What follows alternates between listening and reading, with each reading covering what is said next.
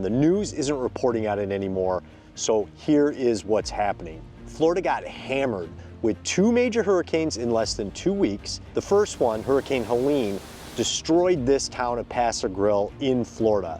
It blew through and flooded all these houses on the coast, and most people had about 4 foot of water or more in their homes, and they had to throw out everything they owned, and they were told put it all on their front lawns, and the city was gonna come and pick it up. Here's where it gets even worse. All that debris, like refrigerators, couches, drywall, lumber, was sitting there on their front lawns, and we found out that Hurricane Milton was coming our way. We now have Hurricane Milton undergoing rapid intensification. So all that debris on the front lawn was gonna get picked up by this new storm and turned into missiles or projectiles that would do catastrophic damage. Now, my wife and I were in town for the first Hurricane Helene, but we were on vacation in Peru, thank goodness, for the second one, Milton. And we just got back, so I wanted to come down here. So I wanted to see exactly how bad the damage was, and I wanted to share it with you. So I'm in St. Pete, Florida. I'm on the ground, and I'm recording this 2 weeks after the second hurricane hit our great city.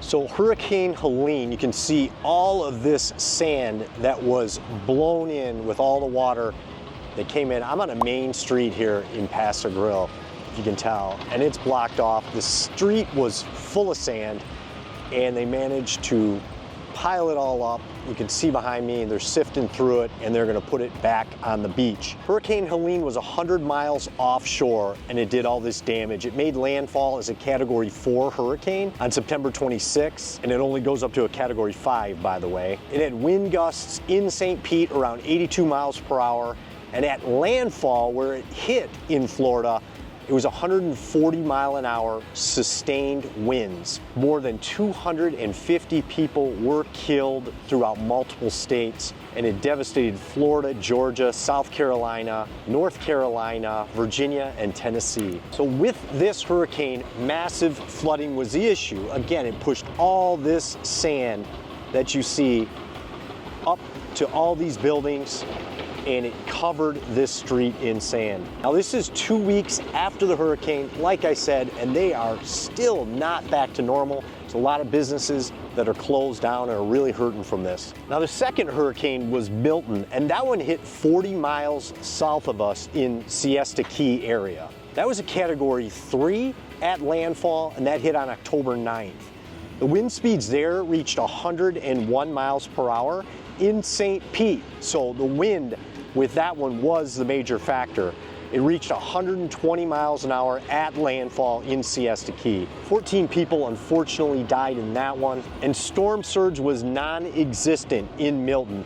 Actually, water got sucked out of Tampa Bay, which was a great thing because a lot of those homes were still devastated from that massive flooding from the first hurricane, Helene. So Milton was a massive wind event. It downed trees, it even knocked down a tower crane in downtown St. Pete, and it ripped off the roof of Tropicana Field where the Tampa Bay Rays play their baseball games. I wanted to say thanks to everybody that reached out to us. Our home sustained no damage. We're in Central Oak Park in St. Petersburg, Florida. We're in a non-evacuation zone and a non-flood zone. For those 2 reasons specifically is why we bought in that location. So our home never lost power. We never lost the internet. Actually, our neighbors jumped onto our internet because they had lost both for a little period of time. With everything I'm seeing here, I'm estimating that the debris cleanup that you see in all these neighborhoods in front of all these houses is probably going to take around 6 months. There's so much of it. It's not that the city or the state are doing a bad job. It's just there's too much of it. So to get all that under control, it's going to take some time. Now, the beaches are a top priority, obviously, to get those back up and running. And I believe those will be back up running and in great shape in up to 3 months. Probably a lot less because, again, those are the top priority. And unfortunately, for a lot of these businesses, you can see some are open, there's some people eating up there, but some of these businesses are not gonna come back. One of the things I learned from this, Floridians are resilient. You'll see, even though they're still trying to fix the beach, trying to get that thing in pristine shape again, you got people sitting here watching the sun, getting ready for the sunset. You got other people here walking the beach. Even though the beach isn't in the best shape, you got people that are still enjoying it today.